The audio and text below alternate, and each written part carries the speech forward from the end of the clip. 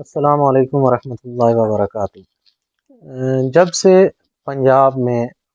پورے پاکستان میں لیکن خصوصاً پنجاب میں محسن نقوی صاحب کی حکومت آئی ہے، اور یہ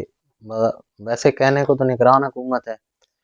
لیکن کوئی دن ایسا نہیں گزرتا جس میں ان لوگوں نے عوام کو تنگ کرنے کا اور ان کو ذلیل کرنے کا موقع ہاتھ سے جانے دیا۔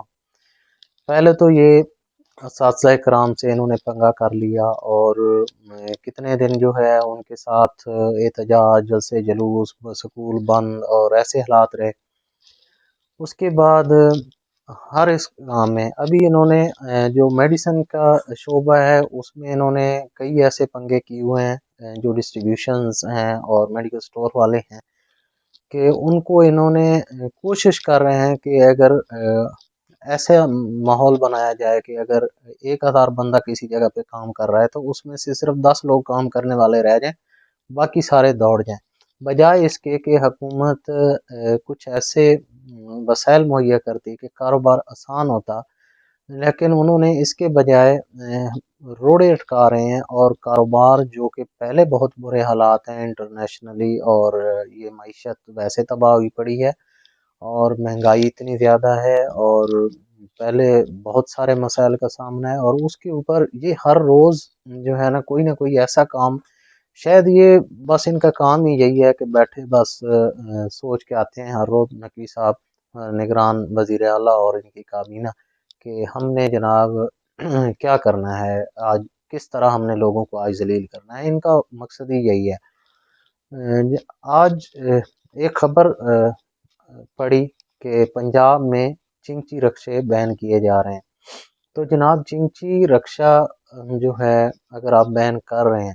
تو آپ نے یہ بھی سوچا ہے کہ نہیں کہ یہ جو اتنے لوگوں کا کاروبار ہے اس سے، اور ایک لوگوں کو سواری کی بھی سہولت ہے، تو یہ سارا کچھ جو ہے وہ ختم ہو جائے گا۔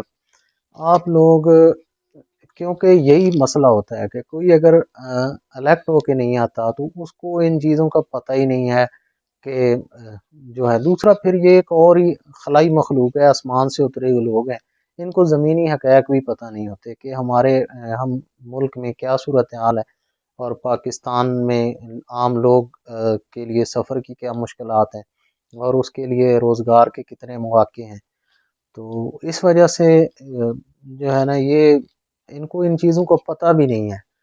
کوئی اگر بندہ الیکشن میں ووٹ لے کے آتا ہے تو اس کو پھر بھی کچھ جا کے بتاتے ہیں لوگ، تو پھر اس کو سمجھ ہوتی ہے، یا وہ اس کے کام تک کوئی بات پہنچ جاتی ہے۔ ان کو تو پتہ ہے نہ ہم نے ووٹ لینے نہ کچھ ہے، اس لیے یہ ہر روز یعنی کہ یہی منصوبے بناتے ہیں، اور ان کو یہ ایک اپنے مخصوص ان کا ذہن ہے اور ایک کلاس ہے، اس کے علاوہ ان کو کچھ بھی پتہ نہیں کہ عام لوگوں کا کیا حال ہے یا ان کے ساتھ کیا بیت رہی ہے۔ تو ابھی ان کو یہ نہیں پتا کہ اگر چنگچی رکشہ بند کر دیا جاتا ہے تو اس کے لیے پھر اس کا جتنے لوگ وہاں سے کام کر رہے ہیں، کاروبار بنائے ہوئے اپنا گھر بار چلا رہے ہیں، ان لوگوں کا کیا بنے گا؟ جو لوگ ان کو ایز اے سواری استعمال کرتے ہیں ان کے لیے اس کا متبادل کیا ہوگا؟ یعنی کہ بس صرف مصیبتیں ہی مصیبتیں بنانی ہیں، اور کوئی یعنی کہ سہولت والی بات نہیں ہے۔ اسی طرح اب انہوں نے جناب وہ کر دیا ٹریفک پولیس والا، کہ وہ اب انہوں نے جناب پیپر چھاپے ہوئے ہیں، اور 1-2 روپے کی فوٹو کاپی کروائی ہوئی ہے، اس کے اوپر 2 خانے خالی چھوڑے ہیں، ایک پہ نیچے سین بھی پہلے کر رکھے ہیں، بس جس میں وہ اس کا شناختی کارڈ نمبر اور جس کو پکڑتے ہیں اس کا نام لکھتے ہیں، اور اس کو پکڑ کے تھانے جا کے یہ جی ایف آئی آر ہو گئی، وہ ایف آئی آر بنی ہوئی ہاتھ میں لے کے کھڑے ہیں، جب دل کیا کسی کو پکڑ لیا، اور پھر جناب وہ ایف آئی آر تو ہو گئی۔ اب موٹر سائیکل ہے اس کا، یار آپ نے اپنا سسٹم تو دیکھیں، آپ لائسنس یہاں پہ بنتا کیسے ہے، اس کے لیے پروسیجر آپ لوگوں نے کیسا بنایا ہوا ہے؟ اب لائسنس بنائے، پھر اب موٹر سائیکل ہے اس کی کاپی بھی ہے اور اس کی عمر بھی یعنی کہ اس کا شناختی کارڈ بھی ہے، تو اس کے لیے سہولت ہونی چاہیے۔ اب ہر بندہ موٹر سائیکل تو ہر گھر میں، حتیٰ کہ ایک گھر میں تو 2-2 3-3 4-4 لوگ ہیں، تو ہر کسی کا علیحدہ کام پہ جانا ہے، تو اس کے لیے جو ہے وہ موٹر سائیکل کا جو ہے وہ مسئلہ ہوتا ہے۔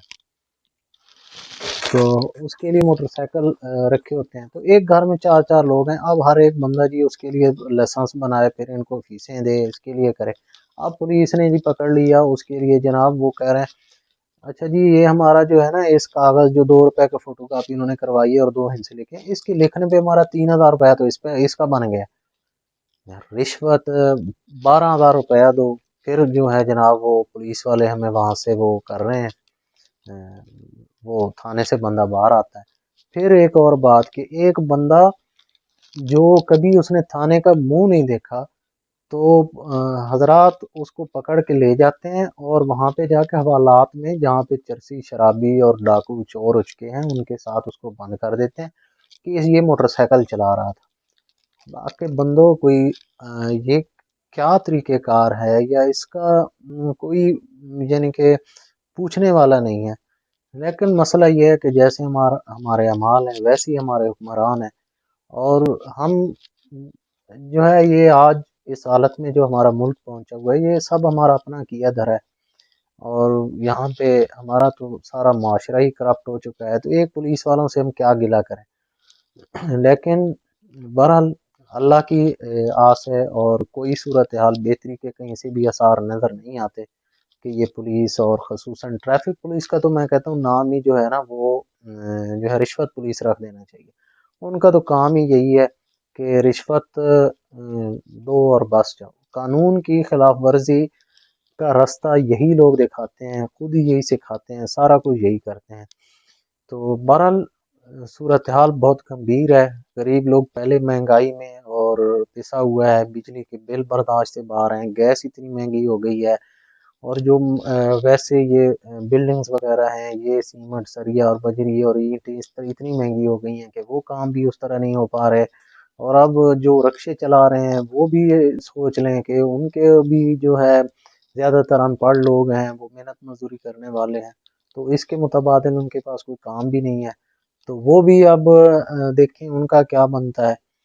تو بس اللہ ہی مالک ہے. اللہ تعالیٰ سے دعا گو ہیں کہ اللہ تعالیٰ ہمارے حال پر رحم فرمائے، اور ہمارے حکمرانوں کو جو ہے ان کے دل میں عوام کے لیے کوئی احساس پیدا کر دے، اور ان کو توفیق دے کہ وہ ہمارے لیے کوئی بہتر کام کر سکیں. زندگی رہی تو کسی اور ویڈیو کے ساتھ دوبارہ آپ کی خدمت میں حاضر ہوں گے. تب تک اجازت، اللہ حافظ.